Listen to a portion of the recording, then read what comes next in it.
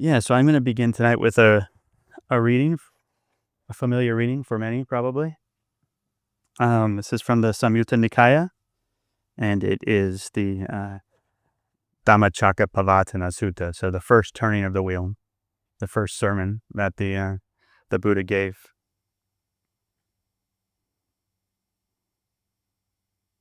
Now this is the noble truth of suffering. Birth is suffering, aging is suffering, illness is suffering, death is suffering.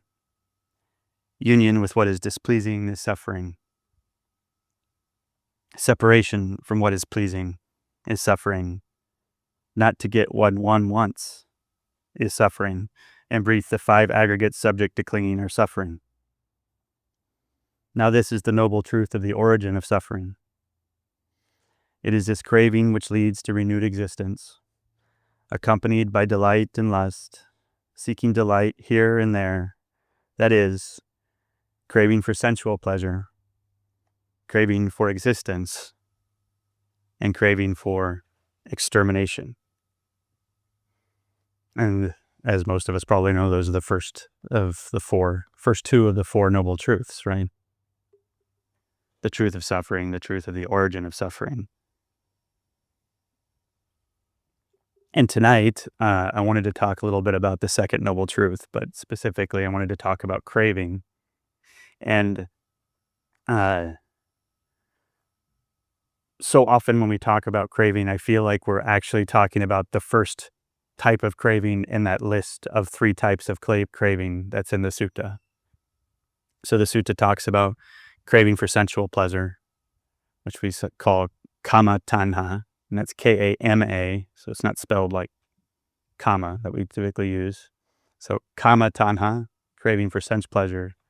And then it's followed with this craving for existence, which is bhava tanha, and this craving for non-existence, or vibhava tanha. And so I'm going to call those the other 2 cravings, because I think a lot of the time when we talk about craving, we're talking about, overconsumption. We're talking about things that are meeting the sense doors, and they're either pleasant or kind of the flip side of it, like avoiding the unpleasant things that meet the sense door, which is still, in a way, a type of craving for pleasure or sense pleasure. So what we're going to focus on tonight is these other 2 types of craving. And so let's begin with the first one, bhava tanha. Now, bhava is sometimes translated as being.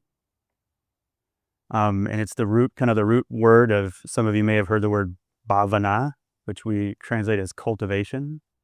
And that's what we do with our practice, is bhavana. And so you could argue that cultivation is to come into being. So it's a related word.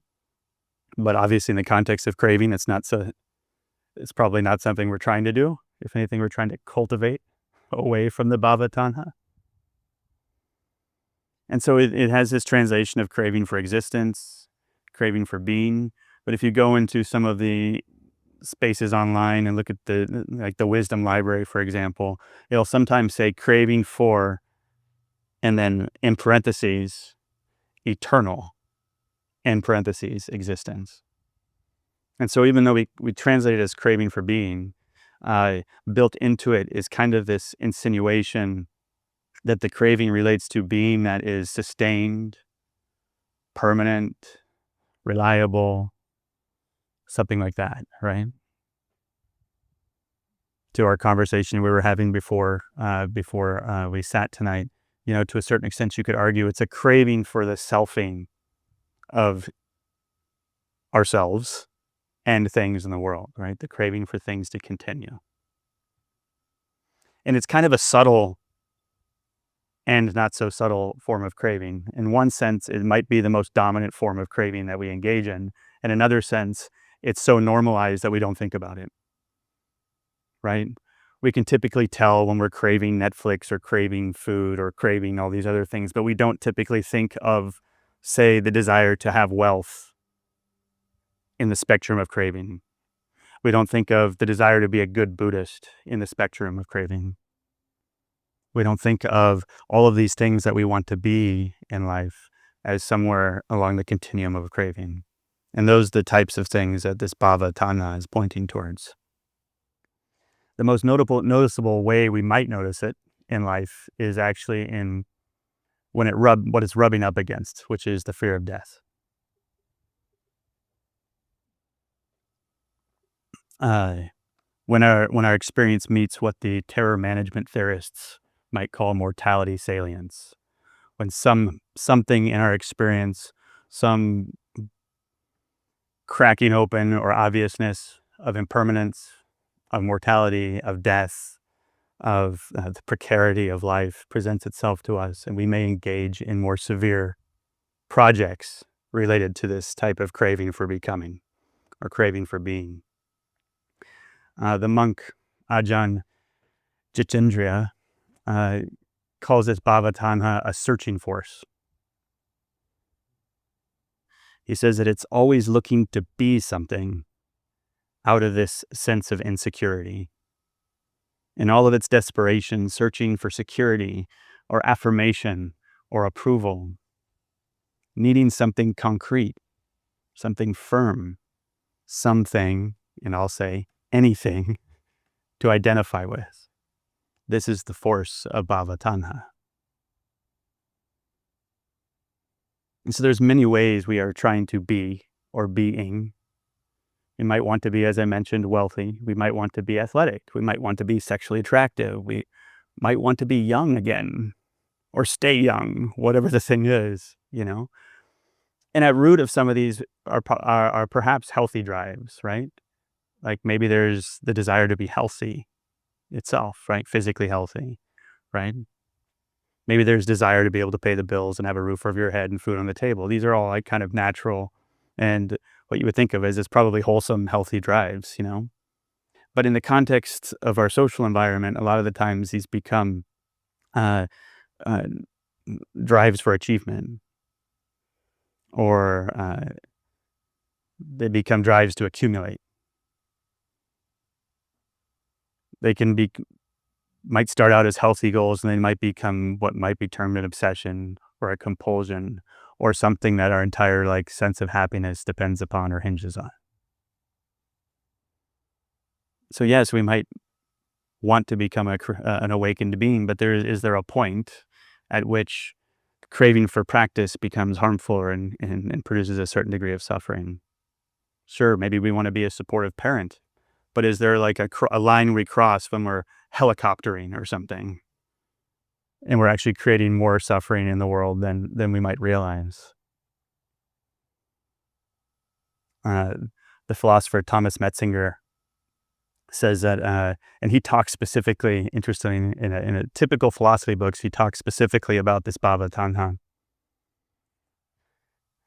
And with regard to it, he comments that our deepest cognitive bias is existence bias, which means we will simply do almost anything to prolong our own existence. It is the default goal in nearly every single case of tongue-tied, of uncertainty. The default goal whenever we meet uncertainty. And so the way it presents itself, perhaps like when we're sitting on the cushion, but in day-to-day life as well, it presents itself as kind of this perpetual tumbling forward. Now, the way the mind always wants to ensure that the next moment is comfortable, the next moment is safe. And if it cascades a little bit more, it turns into kind of obsessive planning, obsessive strategizing. How can I avoid this danger and that danger? And this isn't to say that avoiding certain degrees of danger isn't useful. Yes, put your seatbelt on. Yes, drive the speed limit, follow the laws of traffic and things like that.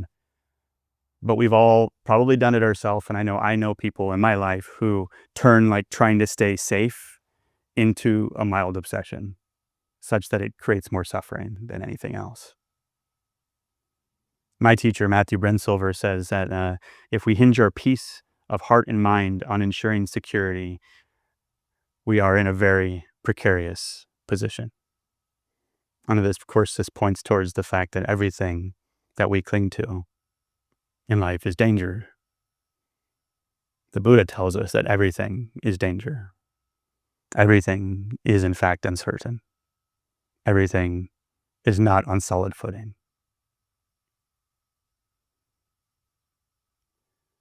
I used to read this philosopher named Ken Wilber.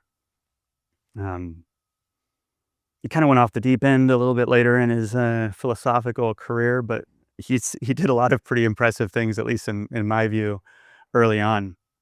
And he had this phrase that he called Atman project. And we use the word non-self here, right? Anatta, and that's Pali. But in Sanskrit, that's an Atman. And so this word Atman is the Sanskrit for the word self that we use. And he had this name, Atman Project, to kind of point towards the multifarious ways that we engage in projects of being and becoming in order to avoid really coming to terms with our mortality. And certain ways we do it is by, trying to insert ourselves in a particular cultural paradigm and find acceptance there. Maybe we want to write a book that people read and remember after you're dead. Maybe we want our children to believe the same thing we do so that our ideas and our traditions are passed on. Maybe we buy clothing and get haircuts and dye hair and things like that to appear a little bit younger. Maybe we have an obsession with celebrity. And these all could be substitutes. Projects, you could argue, that we engage with to substitute for immortality. And Ken Wilber would call these Atman projects. How many do you have? The thing is we can engage with these all the time. And at some point, we're going to realize, at least with a few of them, the futility in the whole project, right? Sometimes, at some point, we're going to run up against the fact that this craving for concreteness and predictability is going to eventually fail. And that kind of can lead us to pivot in the opposite direction. We can pivot away from this bhava tanha and instead move in the direction of vibhava tanha. We can move in this direction of no longer craving for being, but actually craving for non-being, craving for non-existence. As the text says, craving for extermination. I like it as craving for annihilation, maybe craving for oblivion, something like that. And it sounds really dramatic, right? It sounds dramatic. But this is kind of like that word dukkha, right? We translate it as suffering, but we also mean, it's not really fun standing in line. So yes, like suffering can mean like people die, terrible tragedies happen, but it can also mean, I'm having a cramp right now. So there's this huge spectrum. And the same thing happens with vibhava tanha. In its most extreme form, we tend to think of it as like actual suicidal thoughts, the desire to die. That's one manifestation of it. And that would be what we might call a materialist manifestation of vibhava tanha. But there's also a spiritual manifestation of it, which is people who might engage in a spiritual practice with the express purpose of oblivion, with the express purpose of disappearing. And so I think it's obvious when we talk about craving for being that there's like some selfing going on there, right?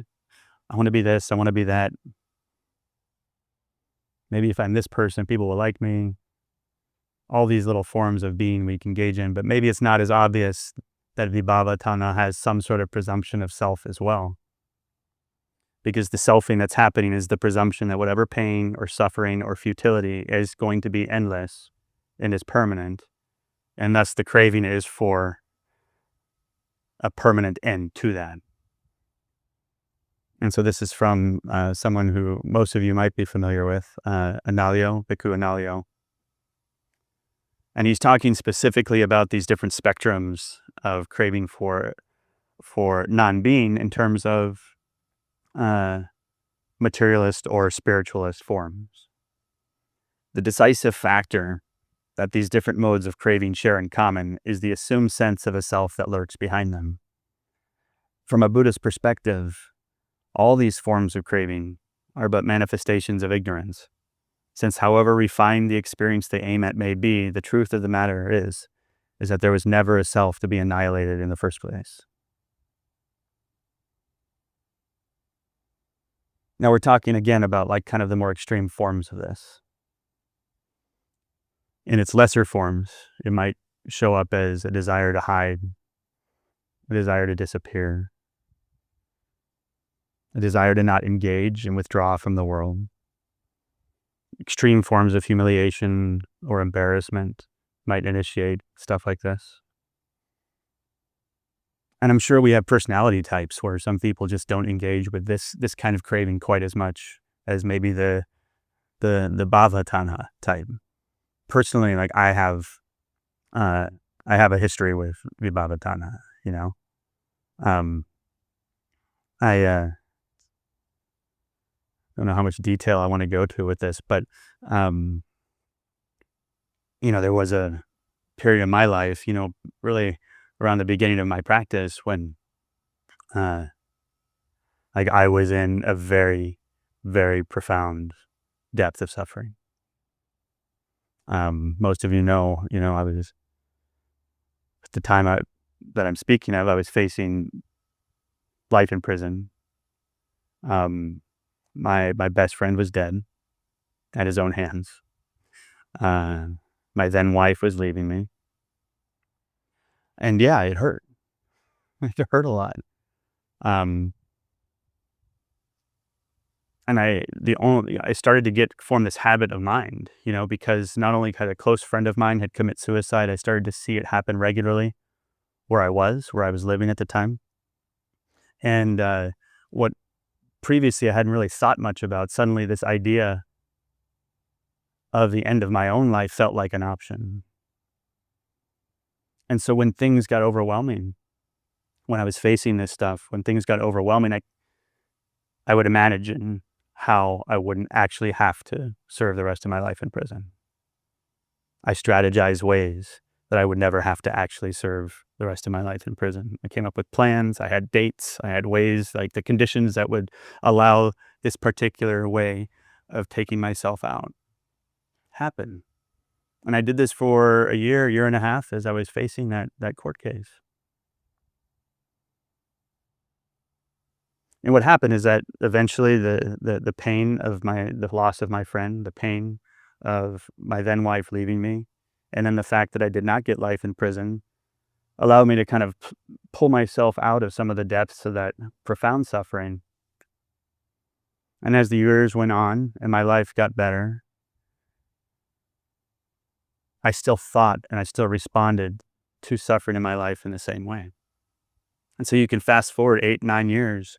I was home. I graduated college. I'd been sober 8 or 9 years. I had a relatively long-term Buddhist practice. I had a career. I met my now wife.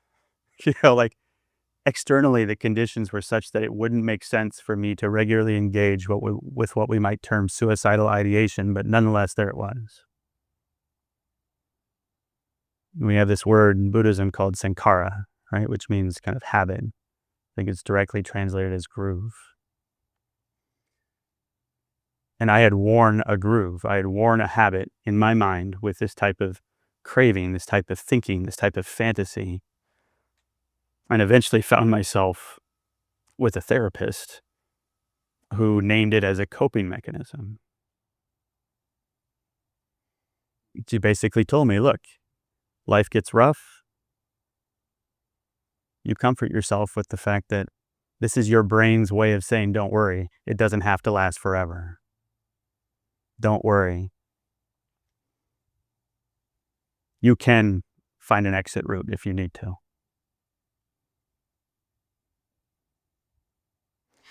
And in some degree, in some way, this was helpful. This was helpful in the sense that I gave myself permission to have some degree of compassion for myself. I gave myself permission to see this function of my mind as some way of self-soothing.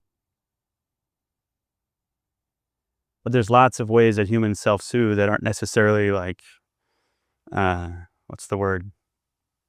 Wholesome behaviors. There's people who engage with self-harm, right? And people who engage with self-harm, that is self-soothing, but I don't know if we would call it adaptive, right? And so even though I could have compassion for this element of this part of my mind, this part of my history, really, I still felt broken because I, it was still there. And I thought that because I had this practice and that I had this dharma, that somehow like, knowledge is power and somehow it was supposed to just go away, you know? It was around that time that I sent an email to Matthew Brensilver and explained like the whole situation to him, like what my mind was really like, what it was going through. And I'd encountered Vibhava Tanha in the teachings and I never connected the two. And he replied in his email, perhaps it's an expression of Vibhava Tanha. And this is what was key for me. He said, that's universal and it's blameless. Maybe it's like a wound that's healing slowly. Whatever the case, the moralism around the thought is extra. What's the last? The moralism around the thought is extra. It's interesting how maybe I saw heads nodding, but different parts where people were nodding for different things. It's interesting how something like that can land different for different people. And the part that landed for me was universal and blameless. And so, of course, I turned back to this sutta right here. I turned back to this sutta and this idea that I'd already come to terms with and accepted the fact that suffering, dukkha, was universal. I could look at like the ways that I suffer and go like, oh, that's part of the human condition, It's not a glitch, it's a feature, right? But somehow, despite the fact that suffering is universal, I could not for the life of me up to that point see the causes of suffering as universal. I personalized my causes of suffering, even if I didn't personalize the suffering itself. Does that make sense? So we had these causes of suffering, craving for sense pleasures, craving for being, craving for non-being. And I was engaging in a universal function, if you want to call it that, a universal activity of the human mind, and I was personalizing it. And so the problem became less about the content of the thoughts because I was doing a lot of comparing insides to other people's outsides. And I was feeling broken because I'm socialized to believe that you are broken if you think about or wish for your own death. That if you think about things like this. And so that's why I assumed I was broken, because the content of my thoughts was such that it probably wasn't socially acceptable to share it in a room with people. But the content of the thoughts wasn't the problem. It was my narrative about the fact that I wasn't supposed to have them in the first place. And so the fact of the matter is though I don't engage with the Bhavatanha in the same way that I used to, it still comes up for me. I can wake up in the morning, I do not feel like going to work. The CPAP came off in the middle of the night. I didn't sleep well. My throat hurts or something. And it's like, I could just drive off the freeway. Like, this is what the mind does. It doesn't make sense. It's not rational. It's ridiculous. I see it for what it is, but it's like this habit is there. And I think what's different is like I kind of have like this like list of ways. I had this kind of little internal task force for this Vibhava Tanha. And like if it happens like during meditation, I can note it as fantasy. I can note it as craving, right? I can thank these silly thoughts for trying to comfort me. I appreciate you. You totally worked for like a year and a half at least. I appreciate you. I don't know why you're still hanging out, but thank you. And then we have to sometimes talk to ourselves this way, right? Sometimes I just compare how ridiculous that response is. Like, oh, traffic? Really? Like not going to work, not having to go to work, really? Like that's your response to it? I consider the impermanence of the craving itself because it's always gone in moments. And then I consider the roots in my life history. I consider the fact that aversion is aversion to the unpleasant is universal. I consider my own conditions of like where I came from and why I built that particular habit in my mind. I consider the self-loathing I have around it and the context, the social conditions that give rise to that. And the more often I share this with people, the more often somebody eventually sends me a message or comes up to me and says like, "Yeah, I do that too." And so I can see clearly the collective arising of this thing that I'd been personalizing for a really long time. And so the invitation tonight, it's kind of like the New Year's Eve thing, but we're not going to do any one-on-one chats or breakout groups or anything like that. It's just I'm just going to ask a bunch of questions that you don't have to answer here in our sharing period or anything like that. Just things to ponder, you know, just things to think about.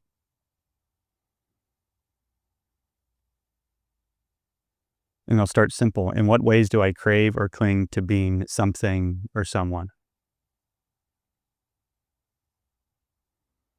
In what situations do I feel embarrassment or shame simply for making a mistake? When do I excessively plan or strategize? What type of comfort is absolutely necessary for me?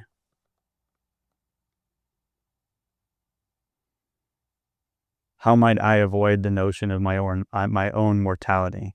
In other words, what are my Atman projects?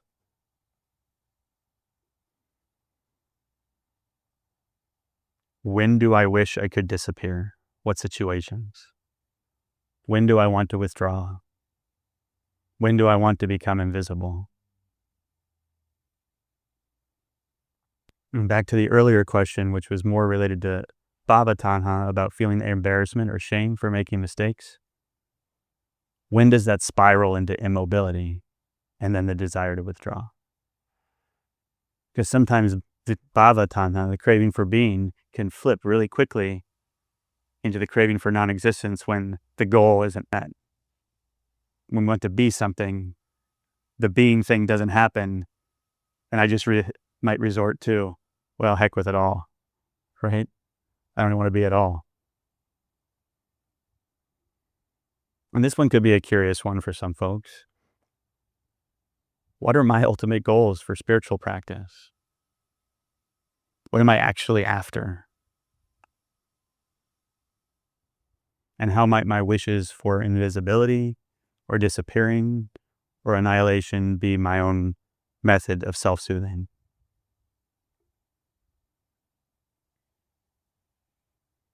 And so I'm going to close with a quote from Hermann Hesse.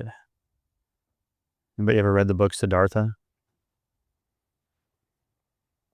He says, I have had to experience so much stupidity, so many vices, so much error, so much nausea, disillusionment, sorrow, just in order to become a child again and begin anew. I had to experience despair. I had to sink to the greatest mental depths, to thoughts of suicide, in order to experience grace. And so it is my hope that we might plumb the depths and experience such grace. Yeah. Now for your reflection.